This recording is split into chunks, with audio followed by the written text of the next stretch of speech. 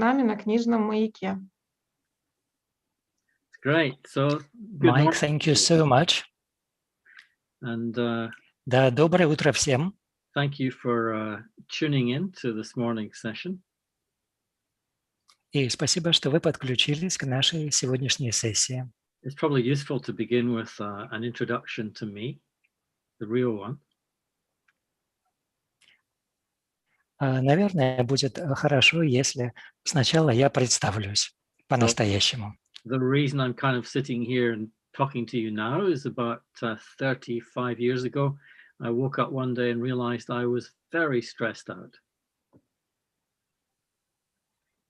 Где-то 35 лет тому назад я для себя осознал, что я человек, у которого в жизни очень много стрессов и усталости. So I gave up what I was doing and went to look outside and inside to see what I had to change. И тогда я перестал заниматься тем, чем занимался раньше, и просто посмотрел по сторонам, что мне нужно в себе изменить. And I realized the one thing no one ever teaches us in any culture, in any country, is something called self-understanding.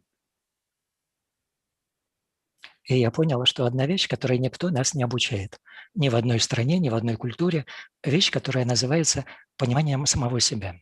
And unless I understand me, I can't manage me. А до тех пор, пока я не понимаю себя, я не могу управлять собой.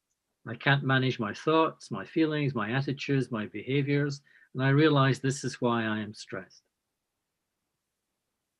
Я не могу тогда управлять своими мыслями, своими чувствами, своим поведением. И я осознал, что стрессы у меня как раз из-за этого. So I realize I have to go back to school. И я осознал, что мне пора возвращаться в школу. Not academic school, but the real school in life. Не в общеобразовательную школу, но в настоящую школу жизни. Otherwise known as your consciousness. Иначе это называется твоим сознанием. Because that's where everything begins, with our thoughts, with our feelings, with our attitudes, with our perceptions. Потому что с этого все и начинается. С наших мыслей, с нашего отношения ко всему, с нашего восприятия. So I'll be in that school for the rest of my life. И я буду в этой школе и дальше, до конца этой жизни. So many years ago, I got very interested in one particular subject. Много лет тому назад меня заинтересовал один предмет в особенности. I became very curious about the idea and the behaviors of love. Стало очень любопытно сама идея любви и поведение, сопутствующее ей. I kept hearing this word being used, but I didn't actually see much evidence of its presence. Я очень часто слышал, как используется это слово, но не видел на самом деле так уж много свидетельств присутствия этого. So I began to research. И я начал исследование. And I realized we've lost the real meaning of this word. И я осознал, что мы потеряли настоящий смысл этого слова. For example, we use the word I want or I desire when we really mean, or when we don't really mean love. We use the word love when we really mean desire. Например, мы используем слово «люблю», «любовь», когда по-настоящему мы имеем в виду желание. You know, in the movie, there's usually a moment when he says to her, "Darling, I love you." Вы знаете, в кино обычно наступает такой момент, когда он говорит ей: «Дорогая, But я тебя люблю». he really means, "I want you." Хотя на самом деле он имеет в виду: «Я хочу тебя». And then 2 minutes later, she looks back in his eyes А потом, через 2 секунды, она смотрит ему в глаза and says, "I love you too, darling." и говорит: «Дорогой, я тоже люблю тебя». But what she really means is, "I've got you." Но что на самом деле имеет в виду: «А, все, ты попался». Sorry, this is my sense of humor, my British sense of humor. So. Но это мое чувство юмора, британское чувство юмора. And so we often become attached to things and say, I love my car, I love my house, I love my garden, which is not love, it's attachment. Зачастую мы привязываемся к вещам, и мы говорим, я люблю свою машину, люблю свой дом, люблю свой сад, но на самом деле это не любовь, а привязанность. And love is not attachment. Любовь – это не привязанность. That's quite hard for most of us to understand. Для большинства из нас достаточно трудно уяснить себе это. Or I love my coffee, I love my chocolate, I love my cocaine. Или я люблю кофе, я люблю шоколад, я люблю кокаин. Which is really dependency. I'm dependent on these things for how I feel in the moment. На самом деле это зависимость. Я просто завишу от этих вещей. Мое настроение на данный момент зависит от них. And so love is not dependency. Любовь – это не зависимость. Or what else do we say? Oh, I love my country, I love my nation, I love my culture. Или, что еще мы говорим? Я люблю свою страну, люблю свой народ, люблю свою культуру. Which is really me identifying, building my sense of identity out of an idea. That's true. На самом деле я отождествляю себя с этим, я строю самоидентификацию на идее. And that's the big mistake we all learn to make. Because as soon as you build your sense of identity out of what you're not, you generate fear, not love. А это очень большая ошибка. Мы понимаем, что как только мы начинаем свою идентификацию строить на том, чем мы не являемся, это порождает не любовь, а страх. So in this short time together, what I'd like to do is share with you some of the mythologies that I discovered in my research.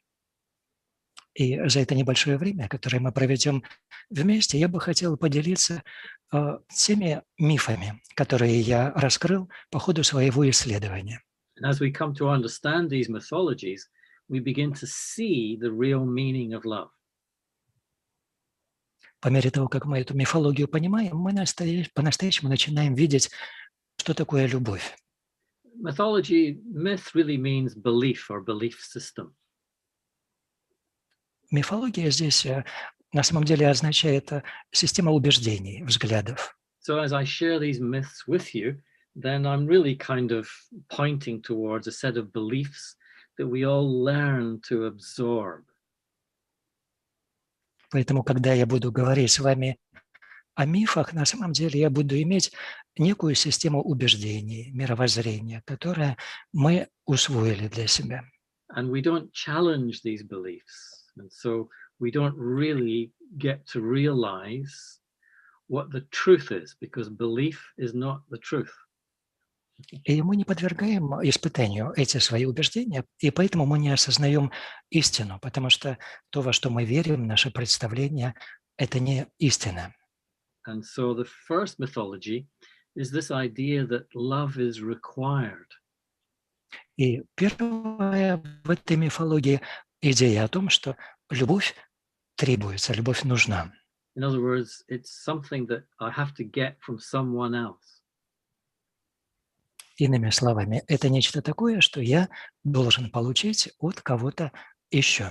What do we say? We say, I need love. I need to be loved. Что мы говорим? Мы говорим, я нуждаюсь в любви, я нуждаюсь в том, чтобы меня любили. So then we expect to receive love from other people before we can feel love. И тогда мы ожидаем, что мы получим любовь от других людей, и после этого мы почувствуем любовь. I often ask the question, do children need to be loved? Я зачастую задаю этот вопрос. Дети, они испытывают такую потребность, нужду в любви? And most people say, yes, yes, of course. Children need love when they're very young and very small. И большинство людей скажут, да, да, конечно, дети нуждаются в любви, когда они еще совсем маленькие. And then I say, are you sure? Don't children need to see how to be loved? А потом я говорю, а вы уверены в этом? Или, может быть, дети нуждаются в том, чтобы увидеть, как быть любимым. because that's how they learn. They don't learn by reading Потому books что, and going to seminars, they learn by watching, by feeling.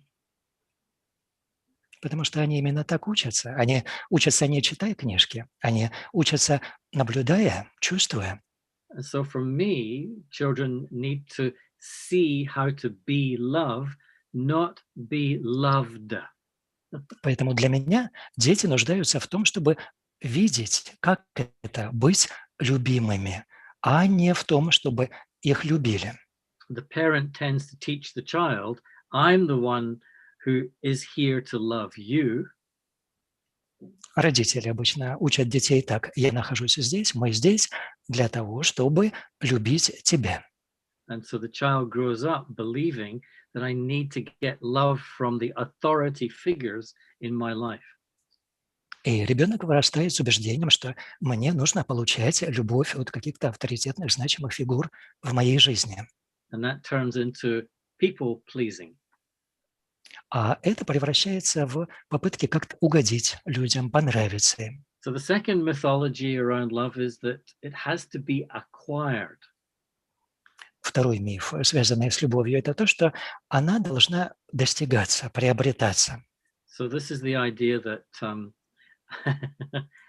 many people say, oh, I need to love myself more. Многие люди говорят, мне нужно побольше любить себя. Now, why do they say that? А почему они так говорят? Because they're not getting what they expect from other people. Потому что они не получают то, чего ожидают от других людей. Affection, attention, acceptance, or whatever. Симпатия, приятие, хорошие отношения, что угодно.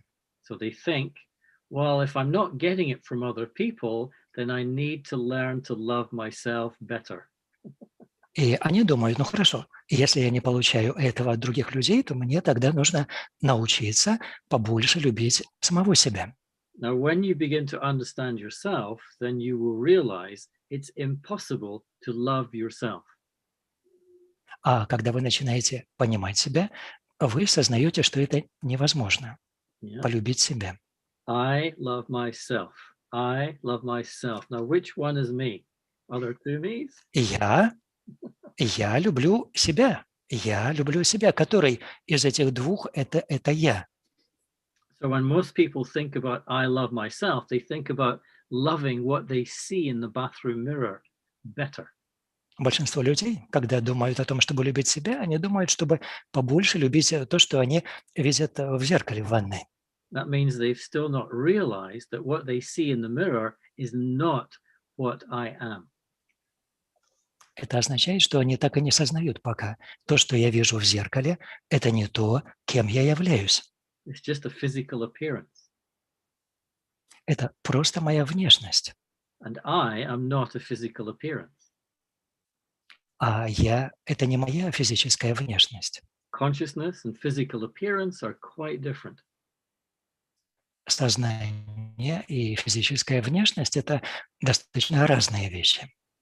So the third mythology is that you have to find someone to fall in love with, to fall in love. И поэтому отсюда третий миф, что вам нужно найти того, в кого вы можете влюбиться. По-английски это fall in love. Упасть туда, в любовь. Does love make you fall? А что, любовь приводит вас к падению? No, it's the most uplifting energy in the universe. Нет, это самая возвышающая энергия во Вселенной. So then I need to understand what's happening when I believe I fall in love. А значит, мне нужно разобраться, что же тогда происходит, если я влюбляюсь так, как это говорится по-английски, падаю в любовь, fall in love. And that means I need to understand myself, my consciousness as the self.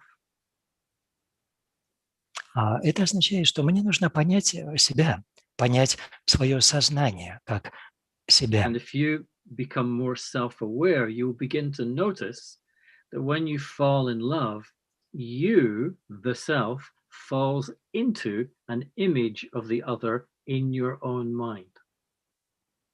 И когда вы более внимательно к себе наблюдаете за собой, то вы обнаруживаете, что когда вы влюбляетесь в другого, вы влюбляетесь в тот образ другого, который сложился у вас в уме.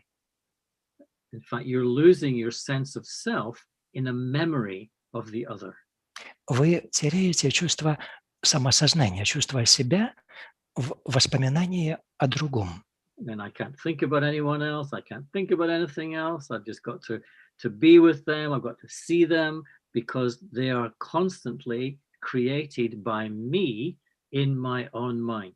И тогда я не могу не видеть этого человека, я не могу не общаться с ним, не могу думать ни о чем другом, кроме него, потому что я постоянно создаю этот образ другого в своем уме. And that's not love. That becomes kind of obsession. И это не любовь, это превращается в своего рода одержимость.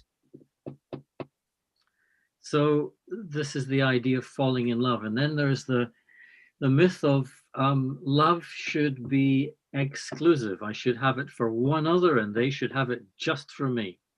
Так что вот эта идея влюбленности. И потом следующий миф о том, что любовь должна быть исключительной. То есть я должен любить только кого-то одного, и у них тоже должна быть любовь только ко мне.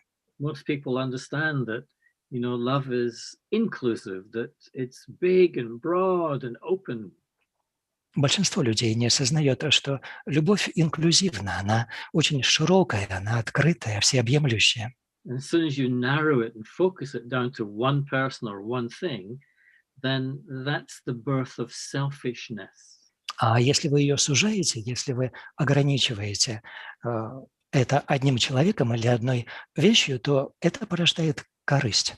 And yet that's what Hollywood teaches us, it's what marketing teaches us, it's what advertising teaches us, that we should love one thing, one product, one story. И тем не менее Голливуд учит нас этому, маркетинг учит нас этому, вся система рекламы учит нас этому. Ты должен любить эту одну вещь или этот один сюжет. So love is inclusive. It has the ability to embrace, to accept, to everything and everyone around you. А любовь инклюзивна, она способна принять, обнять всех и все, что окружает вас. But I'll be the first to admit that this is not easy. After a lifetime of conditioning, it's И not. я первым признаю, что это совсем непросто. После того, как вся жизнь прошла при таком самообусловливании. Нет, непросто. Which brings us to the mythology around attachment. И это подводит нас к мифу, связанному с привязанностью. We have two great teachers of attachment, У нас есть два великих учителя привязанности. Hollywood and Bollywood. Это Голливуд и Болливуд. Everything they produce revolves around you need to find someone or get something and get attached. Все, о чем они снимают кино, вращается вокруг этого. Вам нужно найти кого-то или что-то, к чему вы теперь должны привязаться. And they teach us to realize that, when I'm attached to something or someone, then I'm successful. Then I've made it. Они учат такому осознанию. Вот когда я нашел для себя такого одного кого-то или что-то, к чему я привязан, вот теперь я успешен, теперь я достиг в жизни всего. But if you have cultivated your self-awareness, you'll notice that whenever you get attached to anything or anyone, you start to generate fear, which is almost the opposite of love. Но понаблюдав за собой, вы обнаружите, что если у вас сформировалась привязанность к кому-то или к чему-то, это порождает у вас страх, а страх прямо противоположен любви. So if I go searching for someone or something to get attached to, kind of means I'm asleep. I'm unaware of my true nature, my true loving nature. То есть если я свою жизнь провожу в таком поиске кого-то или чего-то, к чему привязаться, можно сказать, что я в состоянии сна. Я не осознаю свою собственную природу, которая по-настоящему любящая. And then there's the mythology around, actually there's even a song about it called Love Hurts. If it doesn't hurt, Дальше есть миф, связанный, и даже песня такая есть о том, что любовь причиняет боль. Но по-настоящему любовь не причиняет боли. And you hear people saying in relationships and marriages, it's hard, we fight, or sometimes it hurts a lot, but it's okay because that's how relationships are meant to be. They're meant to be painful. И вы часто это слышите, когда люди рассказывают про свои взаимоотношения, про семейную жизнь. Они говорят, что да, это очень трудно, нам иногда приходится очень бороться, это боль, но взаимоотношения, жизнь, они про это и есть, они и есть боль. There's even, I think, a book title, a very good book title around this, and it says, if it hurts, it's not love. Да, есть очень хорошее высказывание с этим и связанное, что если болит, это не любовь. But we associate love with pain, and so we feel, unless there's some pain, there's some suffering, then, there's something missing. And that something missing, it must be I'm not able to love enough to be suffering. А мы ассоциируем любовь с болью, со страданием, и думаем, что если мне недостаточно больно, если я не мучаюсь, не страдаю, значит, я пока еще недостаточно любящий. Мне нужно полюбить так, чтобы страдать. So this belief, this mythology then carries into the idea that that love is lost, that, I've lost them, they've left me, they've gone. I'm so sad, I'm so sorry, I'm so suffering. И эта любовь приводит, это представление, этот миф приводит к такому чувству, что любовь утрачена. Я утратил любовь, я остался один, мне так больно, я так страдаю.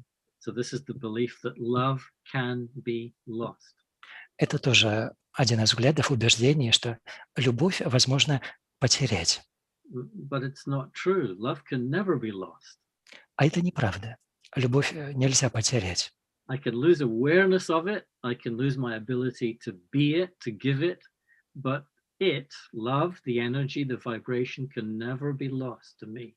И я могу потерять это сознание, чувство любви, могу потерять способность это ощущать, передавать это другим. Но сама любовь, как энергия любви, это вибрация любви, я никогда не могу ее потерять. So I'm always going to say, you're not going to see this and really understand this until you do your own research, until you create your own inner map, if you like. Я всегда говорю, что вы не сможете это увидеть, не сможете это понять до тех пор, пока не проведете свое личное исследование этого, пока не составите, если хотите, свою персональную карту. Maybe you've already started doing that. Может быть, вы уже начали это делать. And so you will then have realized that all fear, anxiety, tension, worry is the fear of the possibility of future loss. И когда вы это будете делать, вы осознаете, что все страхи, тревоги, напряжения, они связаны с вашим чувством, возможностью утраты в будущем. And that occurs as a result of believing that I'm attached to something. I'm attached, that it's healthy to be attached.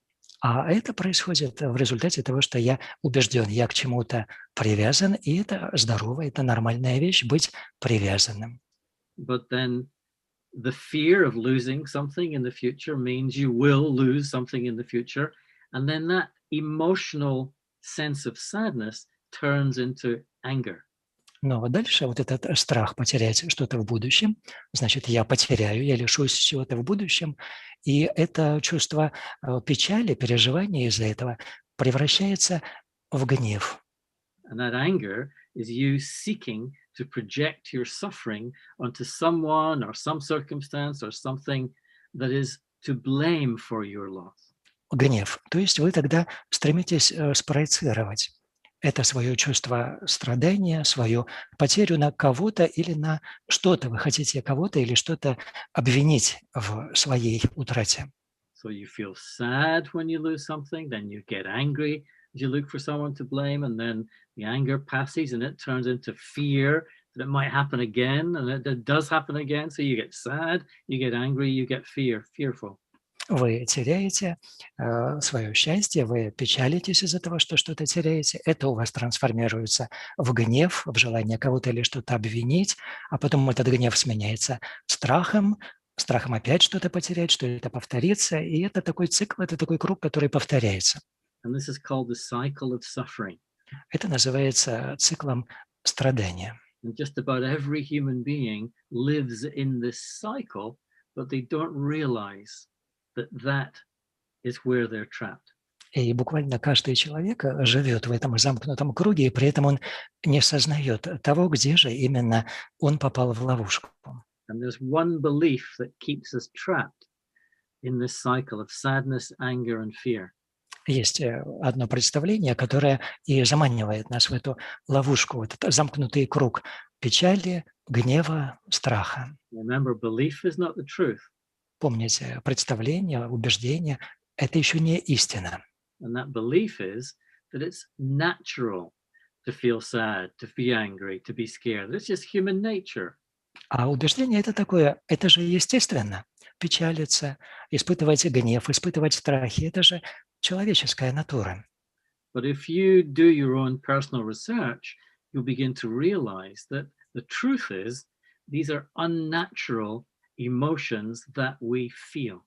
Но если вы проведете свое персональное исследование, вы откроете для себя, что испытывать такие эмоции – это как раз для вас неестественно. And these are not just emotions that we feel, these are emotions we create and we become addicted to. А ведь это не просто эмоции, которые мы переживаем, это эмоции, которые мы сами создаем и в зависимости от которых мы впадаем. So it becomes quite subtle in a sense. То есть это достаточно тонкая получается вещь. And we collude, we talk about the emotions that we feel with each other. And we say, oh, you're sad? Oh, I'm sad too. Oh, well, that's okay. We're both sad. Oh, yeah, we're both unhappy. Yeah, it's okay. It must be human nature, yeah. А потом мы как бы договариваемся, находим общий язык друг с другом в этом отношении. Да? Мы говорим, и ты печалишься, и я тоже печалюсь. Да, это вообще в человеческой природе, так это нормально. Значит, и у меня тоже все в порядке, и у тебя все нормально. So this collusion, you know, that sadness is okay, that anger is okay, means we go through our whole life fast asleep together, encouraging each other to hold on to these beliefs. Так что вот такая взаимная договоренность, что вы гневаетесь, я гневаюсь, и замечательно, и мы продолжаем вот так вместе всю эту жизнь. Это глубокий сон, мы спим. Now, you know these emotions are unnatural. И хорошо, вы знаете, что эти эмоции неестественны. Because when you go online looking for seminars, workshops, and books, etc., Ну, потому что просматриваете все эти семинары, читаете книги и тому подобное. do you come across seminars entitled "Come to our seminar and we will help you be the angriest person in the world"? Вы когда-нибудь встречали такую тему семинара, чтобы вас пригласили? Приходите на этот семинар, и мы сделаем вас самым гневливым человеком в мире. Come and we'll teach you how to be really sad and depressed. Приходите, мы вас научим тому, как по-настоящему быть печальным и все время быть в депрессии. This workshop is guaranteed to frighten you to death. Этот тренинг, мы гарантируем, запугает вас до смерти. No, if we saw titles like that, we would say that's unnatural. Why are people doing that? Нет, если мы увидим такое название семинара, тренинга, мы скажем, это же неестественно. Почему люди устраивают такое? But we get trapped in these emotions, and that stops us from connecting to our true loving nature. А мы попадаем в ловушку этих эмоций, и это мешает нам соединиться с нашей настоящей природой, с нашей настоящей любовью. So what is love? И так что же такое тогда любовь? At least once a year, you go to a department store and you buy a beautiful gift. You take it to someone in your life and say, "This is from me to you with so much love." По крайней мере, раз в году вы приходите в торговый центр и выбираете какой-то подарок и говорите, что это для тебя, для того, кого я так люблю. Now, where did that love come from? Откуда берется эта любовь? The department store? Из торгового центра? Is it in the gift? Она в подарке? In the box? In the wrapping? в коробке, в упаковке. No, it came from you. It came from what we sometimes call your heart. Нет, эта любовь пришла от вас, из того, что иногда мы называем вашим сердцем. And how do we know it's true love? А откуда мы знаем, что это настоящая любовь? Because you want nothing in return А потому что вы ничего не хотите взамен. for at least 10 minutes. Ну, по крайней мере, 10 минут. Sorry, British sense of humor. О, простите, это опять британское чувство юмора. And so in those moments, what is love? И вот в эти мгновения, эти минуты, что такое любовь? It is what I am. Это то, чем я и являюсь. It's just another word for what I am. Это просто иное слово для того, чем я и являюсь. Or what more accurately, it's a word that describes the highest state of my consciousness. Или еще точнее, это слово, описывающее самый высокий уровень моего сознания. But to see that clearly, you need to kind of realize, understand, I am consciousness. I'm not this form, I'm the conscious being that animates this form. И для того, чтобы очень ясно это увидеть, нужно задуматься и осознать, что я и являюсь сознанием. Я и есть сознание, которое одушевляет эту форму, внешнюю форму. Whether you call it consciousness or soul or spirit or psyche, it doesn't really matter what label you call it, but it's essential I get this differentiation that I'm not what I see in the bathroom mirror. I am the being, the human being that animates that. Назовете ли вы это сознанием или душой, или энергией, или как угодно еще, это не так важно, какой ярлычок вы на это повесите. Но самое важное – это то, чтобы осознать, что это и есть я, сознание, а не то отражение, которое я вижу в зеркале в ванной. But this is not a new idea. This is an ancient idea, ancient insight. Но это не новая идея, это открытие, это мысль древняя. An ancient understanding, an ancient realization that's been lost as we've become more and more focused on the material world around us. That's all. Это древнее представление, древнее убеждение, которое теряется постепенно по мере того, как мы все больше и больше увязаем в материальном мире, окружающем нас. Вот и все. When you believe that the material world around you, including your form, is the only reality, then you learn to believe that love and happiness and peace and so on, they have to come from that reality. They have to come from outside in. Когда вы начинаете верить в то, что материальный мир, окружающий вас, и это ваша внешняя форма, это и есть единственная реальность, то вы тогда ожидаете, что любовь, счастье и все остальное будет приходить к вам из этой материальной внешней реальности. That's why the first place people go to in the morning, the first thing they look at in the morning is the bathroom mirror. И вот почему самое первое, к чему люди подходят, проснувшись утром, самое первое, на что они смотрят рано утром, это зеркало в ванной. Oh, is that what I look like today? И они говорят: «О Боже, и что я сегодня вот так выгляжу?» And if you notice, that's where your stress begins. И если вы понаблюдаете, с этого и начинается уже ваш стресс. And that's the sign that we've just made the material world around us our primary reality, when in truth, it's the secondary reality. А это и есть показатель того, что материальный мир, окружающий нас, мы сделали своей первичной реальностью, хотя на самом деле эта реальность вторична. The primary reality is our own consciousness. А первичная реальность – это наше собственное сознание. But this is what they don't teach us in school or kindergarten or university, or our parents couldn't teach us because they didn't know either. Но нас этому не учили ни в детском саду, ни в школе, ни в университете, и родители нас тоже не учили этому, потому что и они тоже об этом не знали. So it's as if we're growing up now disadvantaged. Получается, что мы растем сейчас ущербными. And you might even say that the current situation in the world where we're all celebrating getting a vaccine for the virus. И можно сказать даже про нынешнюю ситуацию, когда все мы в мире ликуем, потому что сейчас есть вакцина от вируса. Is an extension of this reality or this belief system. Это и есть продолжение этой же реальности или этой системы убеждений. We're looking for something outside of ourselves to be brought in to make things okay. Мы ищем что-то, находящееся вовне, для того, чтобы это ввести внутрь, для того, чтобы у нас все было в порядке. Not realizing that we're surrounded by viruses and bacteria and so on. And it's our own health, it's how we look after, it's how we care for our health that is going to define how we live and therefore survive. Совсем не осознавая того, что мы просто окружены множеством вирусов, бактерий и так далее. И наш образ жизни, наша забота о своем здоровье, о том, как мы живем, вот это и есть то, что будет обеспечивать и наше выживание, и нашу жизнь. Another word for love is care. Другое слово для любви – это забота. So when you care for someone, you're actually making a statement that you love someone. Когда вы о ком-то заботитесь, на самом деле вы этим утверждаете, что вы его, ее что-то любите.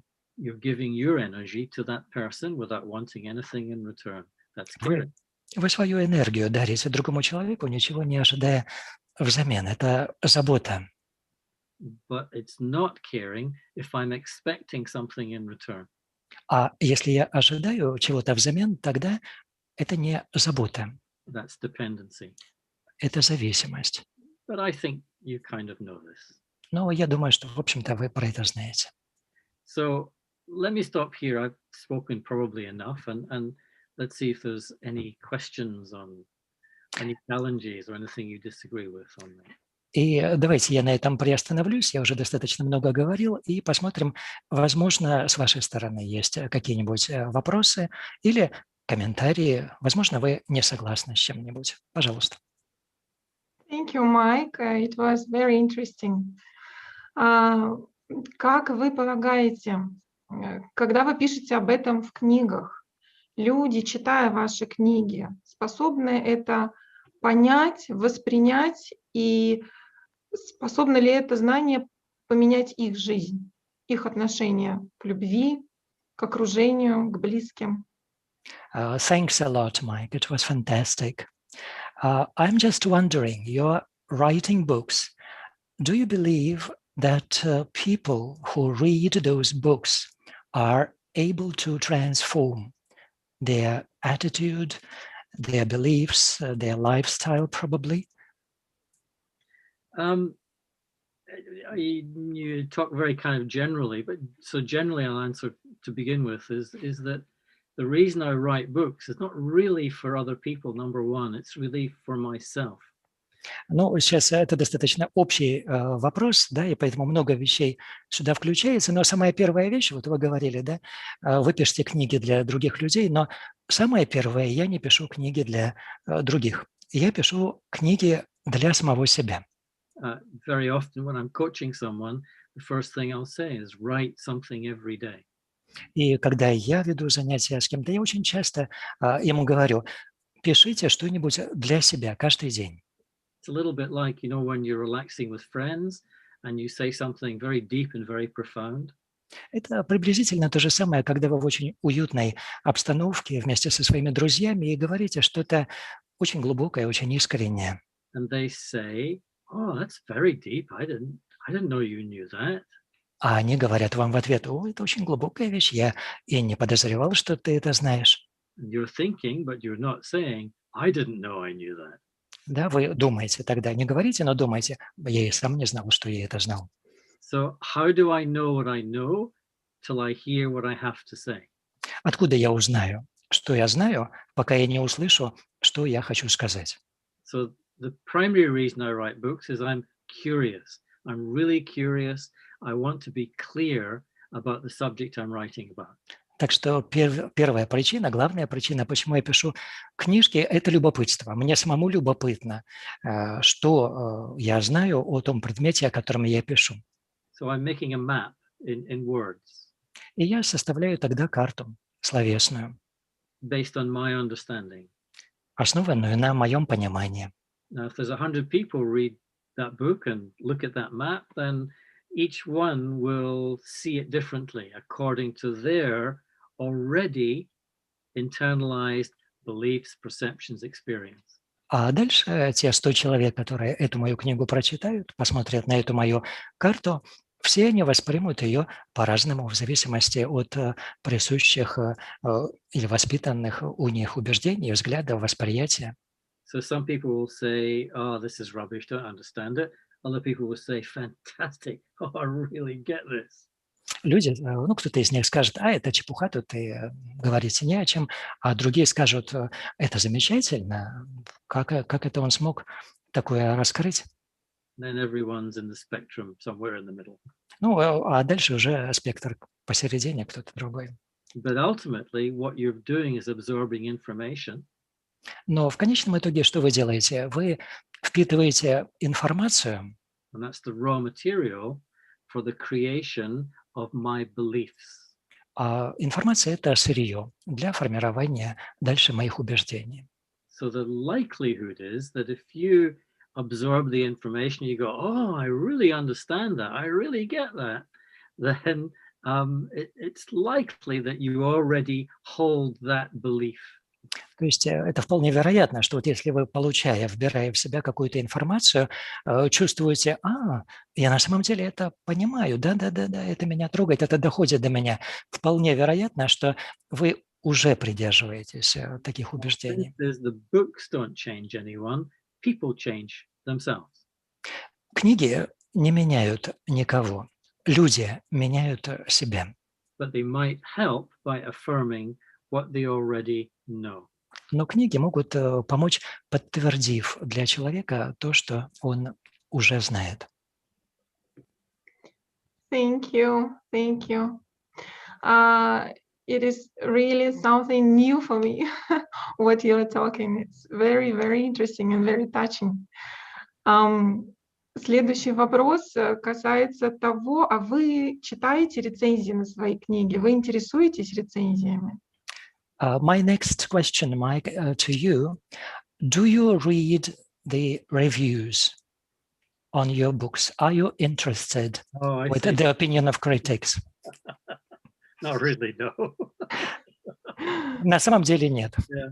Sometimes I do, very occasionally. I mean, when I'm putting the website together, I might grab some of the reviews just to put next to the book. Иногда, да, обращаю какое-то внимание на это, скажем, на сайте иногда вывешиваю что-нибудь такое рядом с материалами по своей книге. But it's the spectrum principle again. Но опять же, это принцип спектра. Some people, yeah. Other people, oh, fantastic. And so you'll always have that factor. Какие-то люди, вау, фантастика, и вы всегда будете где-то между тем и тем. So easy come, easy go. Так что легко пришло, легко ушло. I see, okay. И я хотела бы спросить. Я мама 3 детей, я жена. Как мне понять, я их люблю или это только привязанность? Есть ли какие-то признаки? Next question, Mike, is I'm the mother of 3 children and I'm a wife. How do I understand that I love them? Or is it just an attachment? What are the signs of love in this case? Well, the first thing I'm always going to say is it's kind of necessary that you do your own inner work. Ну, самая первая вещь, которую я обязательно скажу, необходимо, чтобы вы проводили такую собственную внутреннюю работу. So, make love your research project, make attachment your research project. Сделайте это темой своей исследовательской работы. Любовь и привязанность. Understand what other people are saying about these 2 ideas and then compare that to your own experience, or I should say, insperience. And gradually you'll begin to see the difference between the 2. Поймите, что другие люди говорят об этом, и дальше сопоставьте это со своим внутренним опытом, и постепенно вы начнете видеть разницу между тем и другим. The primary mistake that most parents make Самая первая ошибка, которую большинство родителей делают, is the message they send to their children, тот сигнал, который они посылают своим детям, either through words or through behavior. либо словесный, либо своим поведением. If you do what I want, you did what I want, I'm so happy. Ты сделал то, что я хочу, я так рад или так рада. Oh, you didn't do it? Why didn't you do it? I'm so upset, I'm so angry. Ты не сделал то, чего я хочу, а почему ты не сделал? Я так расстроена, я так на тебя сержусь. Now, in these moments, you are teaching the child that your happiness is dependent on them. То есть в то время вы своего ребенка приучаете, что ваше счастье зависит от них. That becomes what they say, it becomes what they experience, it's the lesson they learn, and they carry that into their life for the rest of their life. И они это видят, они приобретают этот опыт, это урок, который они для себя извлекают, и дальше они с этим уроком живут всю свою оставшуюся жизнь. And the main lesson is other people are responsible for my happiness. Главный урок такой, что за мое счастье отвечают другие люди. From that comes dependency, from that comes the belief that I'm a victim. А из этого проистекает зависимость, представление о себе как о жертве. From that comes the other side of the coin, that I'm responsible for other people's happiness. И другая сторона монеты, отсюда же создается, что я отвечаю за счастье других людей. And in essence, this is why the world's a bit of a mess. И, по сути, мир в состоянии хаоса сейчас именно из-за этого. You know, one of my favorite cartoons is the husband and the wife standing facing each other. Знаете, любимая моя карикатура, муж и жена там стоят друг напротив друга. And there's the speaking bubble above both their heads. И вот эти пузыри, да, с их репликами у них над головами. And each is saying to the other, и они друг другу говорят: but you're in my life to make me happy. Но ты же в моей жизни для того, чтобы меня сделать счастливой. That's the basic primary mistake that we make in relationships. Это самая первая, это основополагающая ошибка, которую мы допускаем во взаимоотношениях. So it's probably just to finish that, it's just useful to, I mean, you kind of know this, is that children learn by watching, not listening to words and ideas. They learn by watching and picking up things. То есть просто чтобы закончить, я уверена, что вы, конечно, и так это знаете, что дети учатся, наблюдая, не слушая, не принимая какие-то идеи, просто наблюдая, выбирая это. The more research, the more curious you are, the more research you do, the better the messages you will give to them naturally. Так что чем больше у вас любопытства к этому, чем больше вы такую исследовательскую работу сами проводите, тем лучшие сигналы вы будете естественным образом подавать им. Good luck. Удачи вам в этом. Thank you. It sounds like love should be the main science in our life, in our universities. I'm a teacher of the university, so this is really interesting. Okay. Я хотела еще такой вопрос задать. Я думаю, что многие интересовались бы этим после того, как вы приводили примеры из кинофильмов, из литературы. Знаете ли вы каких-то персонажей кино или каких-либо писателей мира, которые демонстрировали бы правильную любовь, вот любовь в вашем представлении? Mike, you were mentioning about Bollywood, Hollywood. So my question is that do you know any movies or books, any authors who described that sort of love, which is true love, the love that can be called true love? No. Нет. Why? Then why? Yeah, I mean, there's some really good books out there. Нет, конечно, есть по-настоящему хорошие книги. But I've yet to encounter, for example, I'm kind of reluctant to get into it because I'm a bit time limited, but when you understand the latest hot topic of emotional intelligence. Да, я сейчас не хочу, конечно, вдаваться подробно в это, потому что у нас не так много времени, но вот если взять самую вот такую современную горячую тему коэффициента эмоционального развития.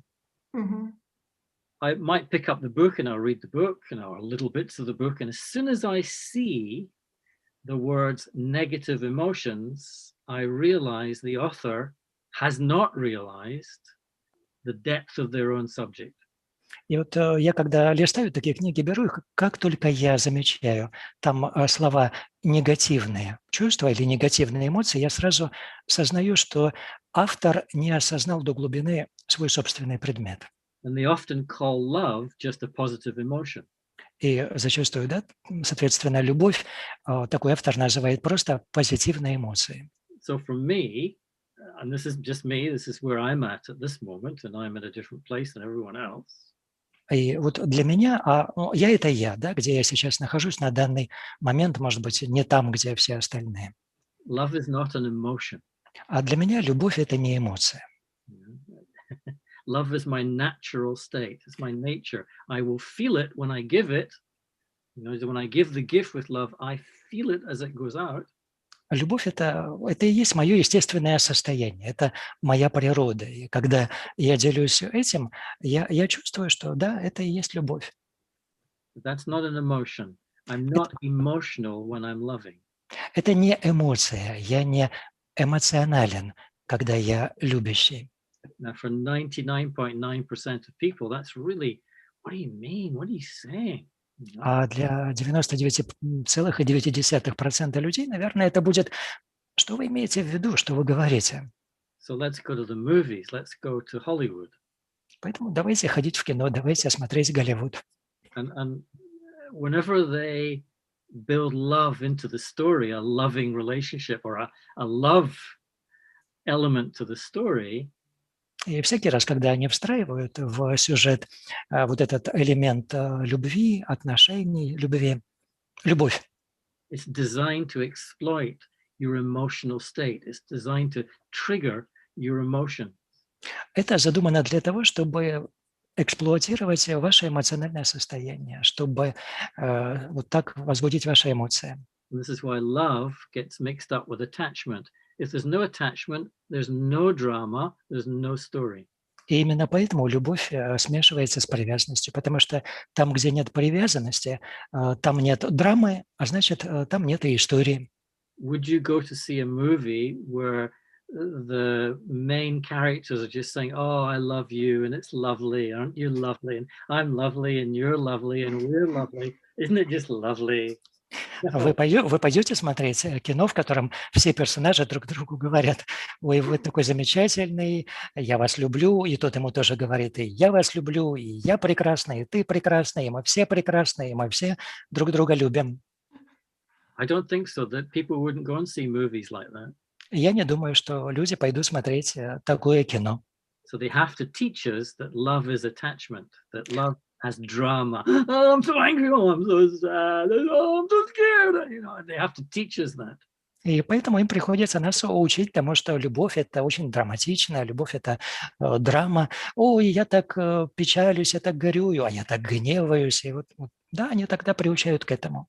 There's some really good books on all of that, in a sense, to some depth or other. В какой-то степени, конечно, есть хорошие книжки, более-менее глубокие об этом. And you might occasionally see a little documentary on social media. Может быть, время от времени какой-то документальный фильм, какой-то материал вам попадается в социальных сетях. The irony of this modern world is that there's more truth on social media than there is on the mainstream media and what Hollywood produces. Ирония современного мира заключается в том, что сейчас гораздо больше истины в социальных сетях, чем в мейнстриме, и в том, что выпускает Голливуд. Thank you. Thank you. I think I believe now that Anna Karenina is the most famous maybe novel in Russian. It's not about love. Oh. It's about how to suffer, how to be very unhappy. Exactly. Yeah, it's amazing. Crazy. Thank you. Crazy. And I think that it is also can be very interesting for others. Мой вопрос следующий. О том, если бы я, как преподаватель университета, стала бы учить других, как любить, я смогла бы? Или это то, что должен изучать каждый человек сам для себя? Mike, my next question is that if I'm a lecturer, a professor at the university, suppose I start teaching my students to love. Will I succeed in that? Or again, everyone should learn to love themselves by themselves? To learn what love is. Yeah. Yeah. No, I think it's as a teacher, it's essential to have that conversation. Я думаю, что для учителя очень важно вести разговоры об этом. Once again, you're going to bump into the spectrum principle. И опять же вы столкнетесь с принципом спектра. So some students are going to go, oh, love is attachment. It's holding tight to something. It's holding on to someone. И некоторые из ваших студентов будут говорить, нет, любовь – это привязанность, это означает вот уцепиться и держаться за что-то. And then the other end of the spectrum, you get, love is freedom. You're really free, you're not holding on to anything when there's true, authentic love being shared. А другой конец спектра любовь – это свобода. Это означает, что вы вообще ни за что не держитесь, вас тоже не держат, когда вы обмениваетесь настоящей истинной любовью. So everyone's in between. А все остальные будут где-то посередине в этом спектре. So if I'm teaching in that sense, in that sort of formal sense, и поэтому, если я преподаю, если это вот такая официальная система образования, then it's a process of presenting, planting ideas. Это такой процесс. Я представляю это, я предлагаю идеи. But really balanced with conversation, with interaction, with challenge. What do you think? And what do you think? And help them to help each other, if you know what I mean. Но это по-настоящему должно быть сбалансировано. Это должно быть уравновешено диалогом, разговором с ними, предложением им высказаться. А что вы думаете по этому поводу? А что вы чувствуете? Вот так. I think good teaching, has to arrive at the point where the student has their own realizations for themselves. Я думаю, что хорошее преподавание, оно должно прийти к вот этой точке, когда ученики способны что-то открывать, что-то для себя, какие-то выводы делать самостоятельно. So as a teacher, how can I achieve that? What are the creative ways that I can do that? Да, и как учитель, что я могу для этого сделать, какие творческие способы я могу для этого предложить, вот на это нужно посмотреть. Thank you. Мы видим, что к нам присоединился Денис Котов. Денис, здравствуйте, очень рада вас видеть. Слово вам. Здравствуйте. Я приношу свои изменения. У нас задержалось процесс и открытия, и общения с организаторами нашего международного книжного фестиваля. И отдельно приношу извинения перед гостем, что не смог принять полноценного участия. Надеюсь, на следующий книжный маяк Петербурга Майкл сможет с нами продолжить общение. Это будет в октябре месяце. А сегодня мы успешно открыли книжный маяк Петербурга. Я нахожусь в стенах Российской национальной библиотеки. Это наше старейшее библиотечное учреждение в России, которому 225 лет. И я буду принять участие в завершении, в небольшой части нашего разговора. И поэтому, наверное, мой вопрос сразу с места в карьер. Да, пауза немножко для перевода. Это был ли Майкл в Санкт-Петербурге и когда сможет к нам приехать в гости? Mike, have you ever visited St. Petersburg? And when are you planning to come here? He said all of that just to say that. I did many years ago, about 20 years ago, 30 years ago maybe, but very briefly. But I have no plans. No plans. No one's got any plans to go anywhere in the UK at the moment. We're in prison. Я был в Петербурге, но очень давно, правда, очень недолго и очень давно, наверное, лет 30 тому назад. На данный момент планов никаких нет. У нас ни у кого сейчас никаких планов в Великобритании нет, мы все в тюрьме. Майкл, я желаю вам выбраться из внешней тюрьмы. Уверен, что внутри вы точно свободны, и поэтому буду рад, если ваши среднесрочные планы, пускай это через год, через 2, через 3, Санкт-Петербург войдет в качестве обязательного места посещения, потому что вы были, когда этот город назывался Ленинград, а сейчас он преобразился до неузнаваемости, и мы будем рады видеть в наших книжных пространствах. Mike, wishing you, okay, you are in that external prison anyway nowadays, but I'm sure that internally you are free. You are not in any prison. So I heartily invite you to make a plan and visit St. Petersburg. When you visited it last time, it was called Leningrad, and now it's St. Petersburg, and we will be very happy to receive you here. So welcome, most welcome. Thank you for your invitation. I really appreciate it, and I'd be honored to accept. Большое спасибо за приглашение. Я очень признателен. Для меня большая честь его принять. Спасибо большое. С нами был Денис Котов, основатель буквоеда и инициатор проведения книжного маяка. У нас в гостях был Майк Джордж, это известный писатель, человек, который создает потрясающие произведения про самопознание, про любовь. Многие бестселлеры продаются с огромным успехом в России. Мы очень благодарны Майку за то, что он нашел время, возможность быть с нами на книжном маяке. Благодарим всех наших зрителей. До новых встреч. Спасибо, друзья. Thank you, Mike. Thank you so much for finding time and for being with us during this wonderful hour. Thank you for your questions. Thanks for your patience. Thanks for your time. And good luck and good wishes for the rest of the conference. Спасибо за ваши вопросы, спасибо за ваше участие, спасибо за время, которое вы